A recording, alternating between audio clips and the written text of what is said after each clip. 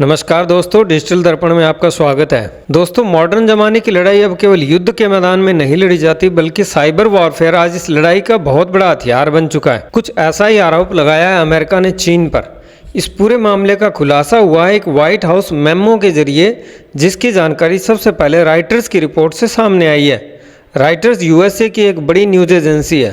Reuters के मुताबिक America के व्हाइट हाउस ने एक डीक्लासिफाइड टॉप सीक्रेट मेमो जारी किया है। डीक्लासिफाइड टॉप सीक्रेट उसको बोलते हैं जिसको सार्वजनिक कर दिया जाता है। इस दस्तावेज में अमेरिका ने चीनी टेक दिग्गज अलीबाबा पर गंभीर आरोप लगाए हैं।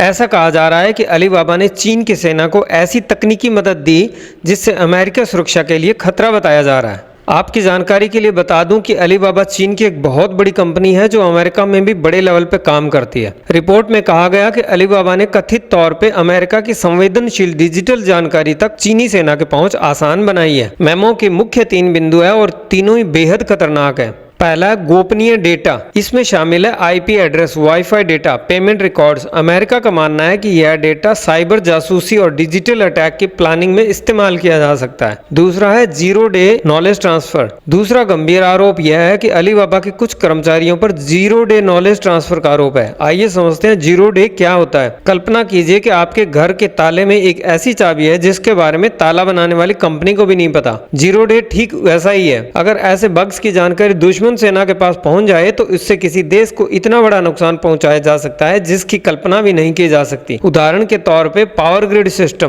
Banking system, air traffic control और डेटा सेंटर्स पर घातक हमले किए जा सकते हैं। कुछ दिन पहले ही हमारे देश में दिल्ली एयरपोर्ट की ट्रैफिक कंट्रोल व्यवस्था ठप हो गई थी, जिसमें पायलट को फेक जीपीएस मिलने के मामले सामने आए थे। इससे बड़ी हवाई दुर्घटनाएं हो सकती है। पावर ग्रिड सिस्टम पर अगर हमला हुआ तो बिजली सप्लाई बंद होने से रेल, मेट्रो, हॉस्पिटल, बड़ी बड़ी बिल्डिंग की लिफ्ट और न जाने क्या क्या बंद हो सकता है। तीसरा आरोप है आर्टिफिशियल इंटेलिजेंस की सप्लाई। अलीबाबा अपनी आर्टिफिशियल इंटेलिजेंस से जुड़ी सेवाएं भी पीएलए को दे रहा है, जिसका इस्तेमाल साइबर हमले की रणनीति बनाने और विशाल डेटा का विश्लेषण करने में किया जाता है। अमेरिकी अधिकारियों ने इसे सीधे सीधे नेशनल सिक्योरिटी थ्रेट बताया है। अलीबाबा पर आरोप है कि पीएलए यानी चीन की सेना को यह मास्टर की दी है। पीएलए फिर इसका इस्तेमाल अमेरिकी क्रिटिकल इंफ्रास्ट्रक्चर में घुसपैठ करने के लिए कर सकती है। इस तरह से चीन भविष्य में इस्तेमाल करने के लिए अमेरिका के डिजिटल सिस्टम में फुटहोल्ड बना रहा है। अमेरिकी सांसद यह भी मांग कर रहे हैं कि अगर ये आरोप सही साबित होते हैं तो अलीबाबा को अमेरिकी मार्केट से बाहर किया जाना चाहिए और उस पर कड़े प्रतिबंध लगाए जाएं।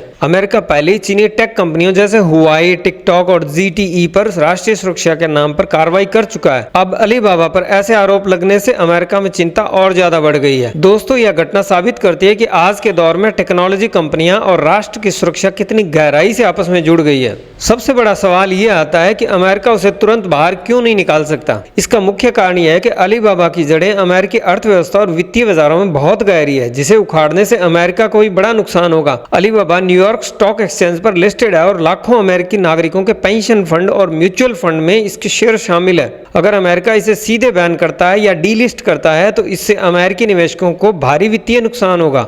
इससे भी महत्वपूर्ण, अलीबाबा के प्लेटफॉर्म जैसे टी-मॉल और alibaba.com का उपयोग करके छोटे बड़े हजारों अमेरिकी व्यवसायी चीनी उपभोक्ताओं को सामान बेचते हैं। 2022 में सिर्फ alibaba.com ने अमेरिका को $60 बिलियन का योगदान दिया और 4 लाख से अधिक अमेरिकी नौकरियां। प्रतिबंध लगने से ये व्यवसाय और उनसे जुड़ी नौकरियां सीधे प्रभावित होंगी और चीन निश्चित रूप से इसका जवाबी हमला यानी रिटेलिएशन भी करेगा। इसलिए राष्ट्रीय सुरक्षा का खतरा होने के बावजूद अमेरिका सीधे बैन की जगह टारगेटेड प्रतिबंध का रास्ता अपनाना पसंद करता है। तो दोस्तों, अमेरिका के लिए यह एक बड़ी दुविधा है। एक तरफ राष्ट्रीय सुरक्षा का खतरा है और दूसरी तरफ अलीबाबा न्यूयॉर्क स्टॉक एक्सचेंज पर लिस्टेड है, जहां लाखों अमेरिकी निवेशकों और पेंशन फंड का पैसा लगा है।